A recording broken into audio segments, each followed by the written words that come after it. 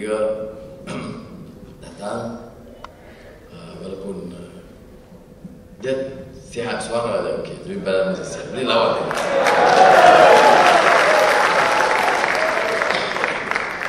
Kita umat Islam besok puasa. Jadi malam ini macam malam suasana puasa. Saya nak mulakan dengan itu. Semua diminta puasa. Dan puasa ni seperti mana kita tahu dalam tradisi semua agama. Ya, semua agama. Orang Hindu, orang Buddhis, orang Kristian, orang Islam ada puasa masing-masing. Apa tujuannya? Membersihkan jiwa supaya manusia itu jadi baik. Apa tujuan tahan makan minum? Rasa prihatin derita orang. Apa guna tak makan tak minum tapi rasuah? Sebab itu dalam bulan puasa, kalau dari segi pahaman agama, itu untuk bersihkan jiwa. Semua kita ada kelemahan. Bulan ini dia ada dipakai disebut spiritual enlightenment. Maknanya tanpa kecuali orang kaya, orang miskin, orang pandai, pekerja biasa, semuanya diminta masuk sekolah. Sekolah apa? Sekolah Ramadan ini, puasa, supaya diinsaf. Supaya insaf bagaimana derita masyarakat yang hidup dengan makanan yang paling minimum. Bagaimana masyarakat tak makan, tak minum dengan sempurna. Jadi ini tujuan Ramadan. Apakah orang berpuasa semestinya dapat hayati maksud? Belum tentu. Sebab itu kita ingatkan rakan-rakan kita, masyarakat Islam dan di kalangan saudara yang hadir, yang ramai di kalangan masyarakat Hindu, supaya tahu itu tujuan puasa. It's not just a set of rituals. You pray this way, you fast this way. Tetapi it must convey a message. The message itu apa? Humanity. Apa di humanity? Tahu derita orang, rasa susah orang. Ini relevannya malam ini. Saya gembira karena malam pertama sahur Ramadan saya diperingatkan. Saya diperingatkan dan minta diperingatkan bahawa ada kelompok masyarakat kita kerjanya pemandu taksi, tetapi masuk ke tahap yang susah, yang derita. Maka apa yang Wabi Kitsiang sebut, bahawa tanggungjawab kita, sebaik kita diberi amanah, restu Tuhan dan amanah rakyat untuk perintah, maka bila kita perintah, kita ingat untuk bela nasib masyarakat yang derita dan pertahankan hak pemandu taksi. Saudara, tuntutan saudara bukan baru, tuntutan sudah lama. Saya masih ingat tiap kali kalau kempen di sekitar Kuala Lumpur, Petaling Jaya, kawan-kawan kita bertanya di Keadilan, di EP dan PAS di sekitar Kampung Baru, saya tak pernah terlepas bicara soal pemandu taksi. Apa yang susah sama kerajaan? You fikir letrik IPP dia sapu, tol jalan dia sapu, syarikat judi besar-besar dia sapu, projek Sukhoi, Skopin kapal selam dia sapu, pemandu taksi pun mau sapu juga.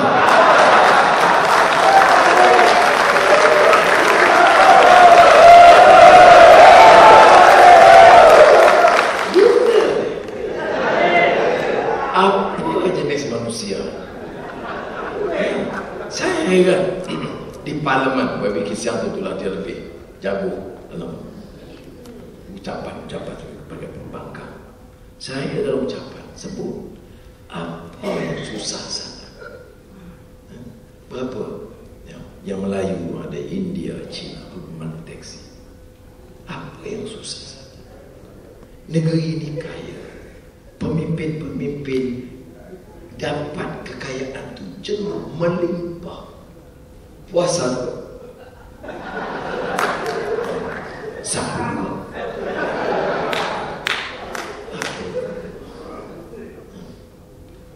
Jadi sebab itu saya tidak anggap ini susah. Negara cakap ada Petirawa dan Pasanta. Saya nak beritahu, it's not difficult project. Lebih susah bila saya fikirkan dan saya sebut hari ini menang, hari ini perintah, esok harga minyak seluruh negara turun.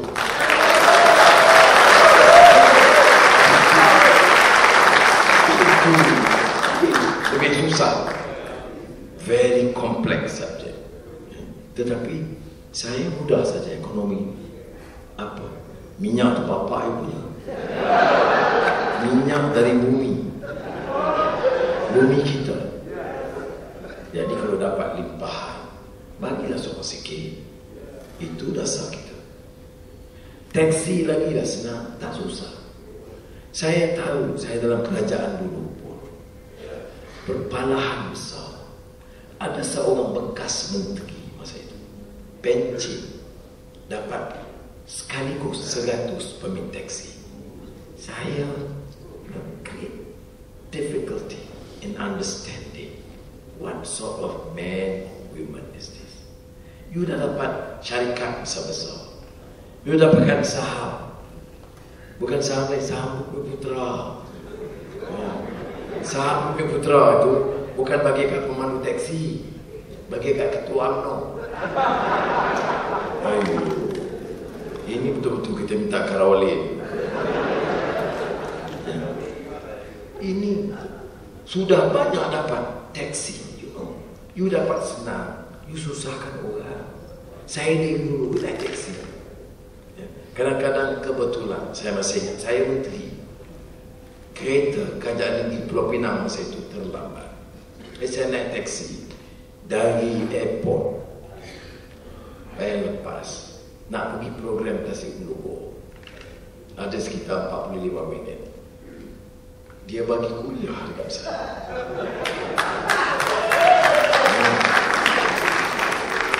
Dan saya senyum.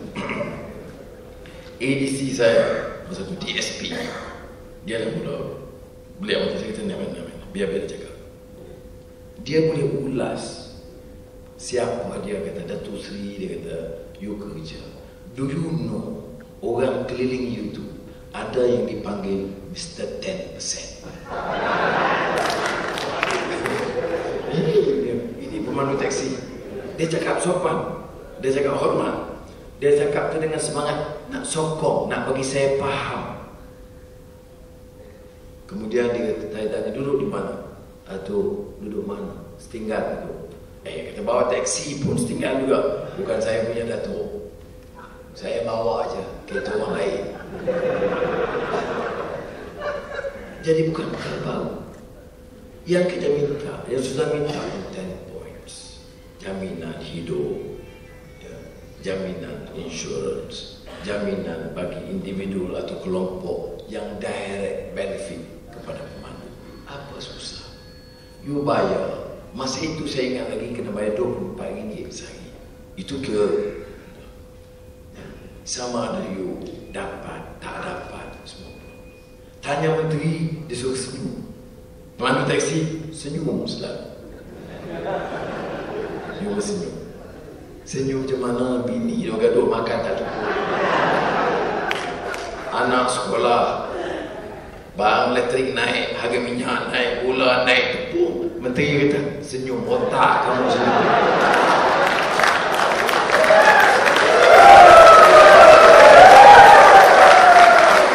Ini sebabnya saya kata, wakil rakyat, pemimpin, dia prihatin, dia mesti tahu dari tahu. Sebab itu kawan-kawan minta saya hotel. So Roni Liu ni beberapa kali teks SMS, dia tak kongsi tak jadi datang.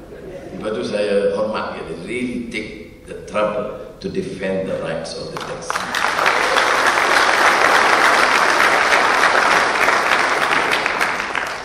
Sudah, ini important. Ada kawan-kawan kita Melayu 3-40 orang ditajuk oleh UMNO Pantang. Tapi orang baik saya, kalau ikut saya nak jumpa, kamu ni buat apa elang? Taksi yang kau bawa tu siapa punya? Harga minyak naik ke tidak? Harga gula tepung naik ke tidak? Kalau dia jawab harga minyak naik, taksi ni dia sewa. Yang jadi bodoh, jadi alat orang ni apa pasal?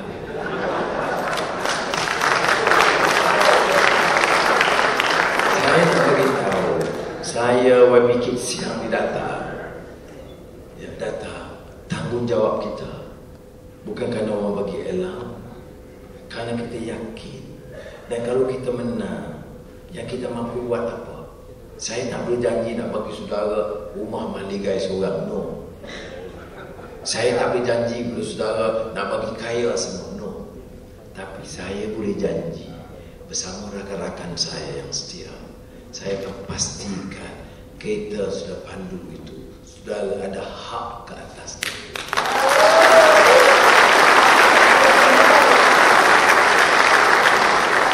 Itu bukan susah. Dan kalau ada tuan punya taksi yang sekarang, dia kata, oh no, kita ada agreement, kita dapat, okey, you boleh pakai taksi itu, you bawa sendiri. So, bila kita menang, you can imagine, so, Tan Sri Abdul Rahman tu bawa kita sendiri. Sebab kita boleh sewa. Kalau sewa, kita tangkap, kita denda.